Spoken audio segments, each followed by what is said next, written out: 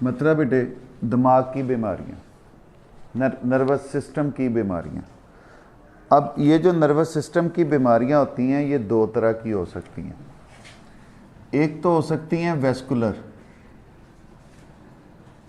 और दूसरी हो सकती हैं फंक्शनल।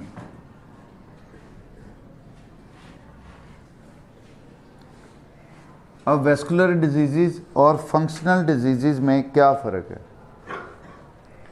जो वेस्कुलर डिसऑर्डर्स हैं उनमें सर्कुलेटरी सिस्टम जो नर्वस सिस्टम को सप्लाई दे रहा होता है ब्लड की, उसमें कोई ख़राबी आ जाती है तो उनको हम कह देंगे ये वेस्कुलर डिसऑर्डर्स हैं। जो functional disorders of nervous system होते हैं उसमें हमारे नर्वस सिस्टम का कोई पार्ट जो है वो सही काम नहीं परफॉर्म कर पाता, तो उसको हम कह देते हैं ये फंक्शनल डिसऑर्डर है। अब आपके लेवल पर दो डिजीज़ जो हैं उनके बारे बताया गया, जिनमें एक वेस्कुलर है और दूसरी फंक्शनल है। पहली disease that is paralysis. Paralysis या फालज। अब पैरालिसिस जो है ये एक सबसे पहली बात वेस्कुलर डिसऑर्डर है। अब इस वेस्कुलर डिसऑर्डर में क्या क्या हो सकता है? इस वेस्कुलर डिसऑर्डर में हमारी आर्टरी या वेन वो फट सकती है, रप्चर ऑफ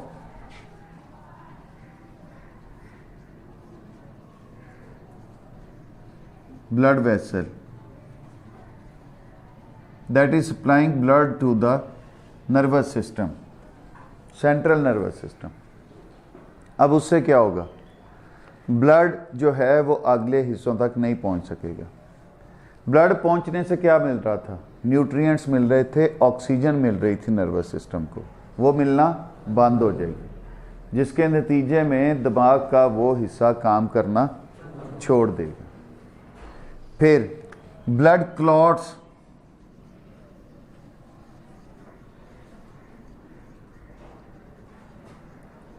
इन वेसल्स। जब वेसल के अंदर क्लॉट बन जाएगा, जैसे हमने आर्टीरियोसेक्लेरोसिस और एथ्रोसेक्लेरोसिस पढ़ा था अगर आपको याद हो, तो इसी तरह हमारे जो सेंट्रल नर्वस सिस्टम को सप्लाई जा रही है उसमें कोई ब्लड क्लॉट बन जाता है, तब भी हमारे नेक्स्ट पार्ट को, अगले हिस्से को ब्लड सप्लाई नहीं मिल सकती, वो हिस्सा डेड हो जाता है। ये जो रप्चर ऑफ ब्लड वेसल होता है that is also termed as stroke. अब ये स्ट्रोक कब होता है? जब हाई ब्लड प्रेशर होता है एकदम से। 120/80 एक नॉर्मल ब्लड प्रेशर है, लेकिन बाज़ लोगों में ये बढ़ना शुरू हो जाता है।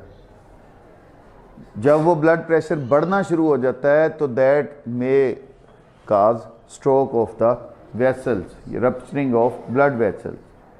तीसरा इसका cause that is polio virus. Polio virus के आपने केसेस देखे होंगे या सुने होंगे। उनका ये निचला धड़ जो है, टांगे जो है वो काम नहीं कर रही होती। क्यों नहीं कर रही होती? दिमाग का वो हिस्सा डैमेज हो चुका होता है जिसने हमारी टांगों को कंट्रोल करना है। तीसरा पॉइजन।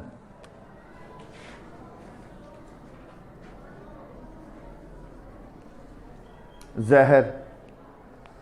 ये पोलियो वायरसेस की वजह से भी हो सकता है। आपकी बुक में लिखा है poison produced by the polio virus, ये इसकी वजह से भी हो सकता है।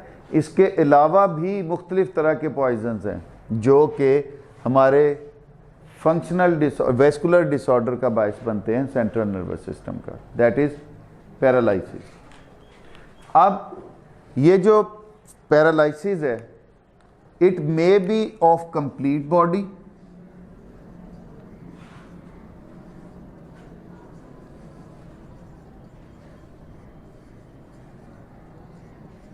ये हमारे पूरे जिस्म का भी हो सकता है और मे बी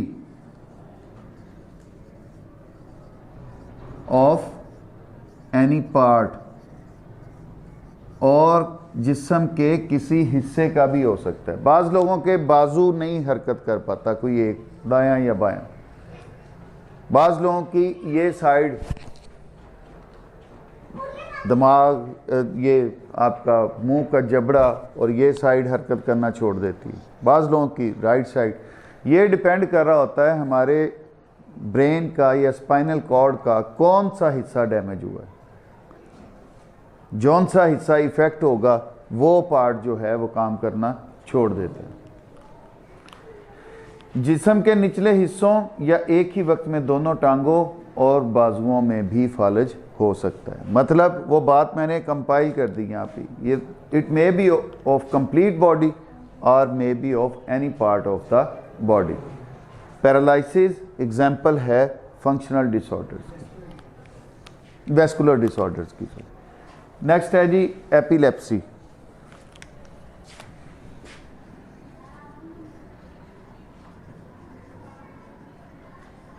एपिलेप्सी जिसको हम आम ज़बान में मिर्गी का दौरा भी कहते हैं, शायद आपने कोई देखा हो या सुना हो। क्या होता है पेशेंट को, वो एकदम से कांपना शुरू हो जाता है, नीचे गिर जाता है और मुंह से उसके झाग आना शुरू हो जाती है, मतलब दौरा पड़ता है। बट ये एक टेम्परेरी कंडीशन है। ये क्या है?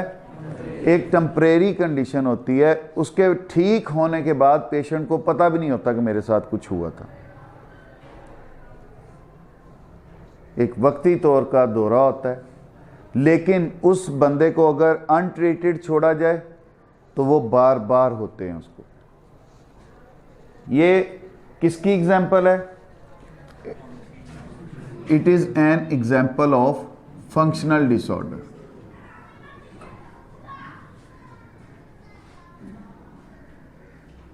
Functional disorder of nervous system. अब इसमें होता क्या है, हमारे सेंट्रल नर्वस सिस्टम जो हैं, पार्ट्स जो हैं सेंट्रल नर्वस सिस्टम के, वो एबनॉर्मल नर्व इंपल्सेस बनानी शुरू कर देते हैं ओवर ब्रेन और स्पाइनल कॉर्ड। मेनली इन्वॉल्व होता है इसमें brain. Begin to form, to produce abnormal nerve impulses।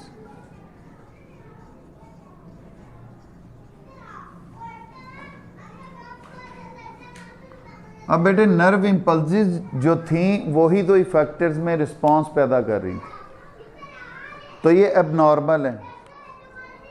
तो जिस मोटर फंक्शन के लिए ये अहकामात दे ही जा रहा है, उसके नतीजे में दौरे पड़ते हैं।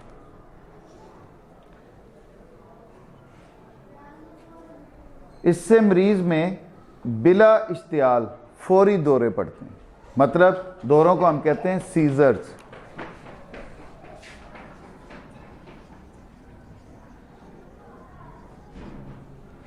जो बगैर किसी वजह के एवं ही दौरा पड़ जाए, दे आर कॉल्ड सीजर्स। मिर्गी के दौरा से मुराद दिमाग की एक आर्जी और गैर मामूली हालत है। अब ये क्या है? एक टेम्परेरी कंडीशन है।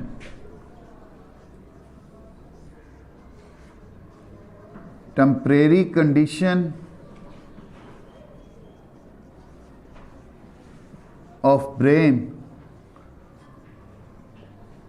That results in convulsions.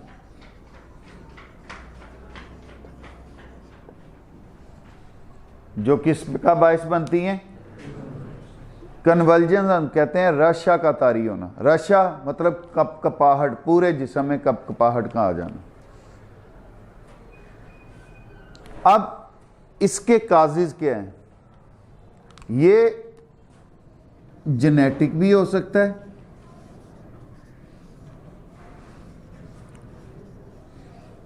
Genetic का मतलब वालिदैन से बच्चों में मुंतकिल। ये ड्यूरिंग डेवलपमेंट कोई एरर आ जाए डेवलपमेंट से मुराद जब जाइगोट से एम्ब्रियो बन रहा है, तकसीम हो रहा है जाइगोट मुख्तलिफ ऑर्गन्स और ऑर्गन सिस्टम्स में, तो तब कोई अबनॉर्मेलिटी आ जाए।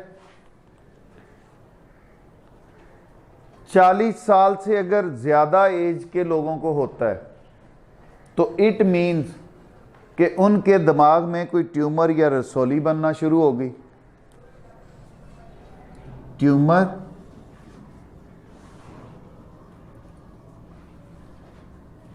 इन brain above 40 years of age, तो उसकी वजह से भी ये हो सकता है। ट्रॉमा, लेकिन किसका? सर का, हेड इंजरी, आप आम लफ्ज़ों में उसे कह सकते हैं। That may also lead for the abnormal production of nerve impulses या infection of central nervous system.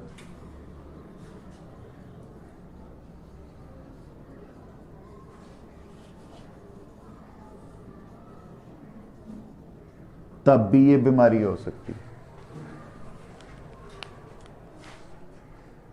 इसका इलाज नहीं है बेटे, there is no treatment of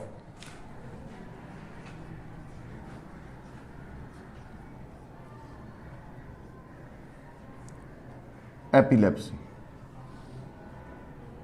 epilepsy का कोई इलाज नहीं, बट जो इसके दौरान होने वाली कंडीशंस हैं उनको रोका जा सकता है, उनको रोका जा सकता है by taking anti epileptic medicines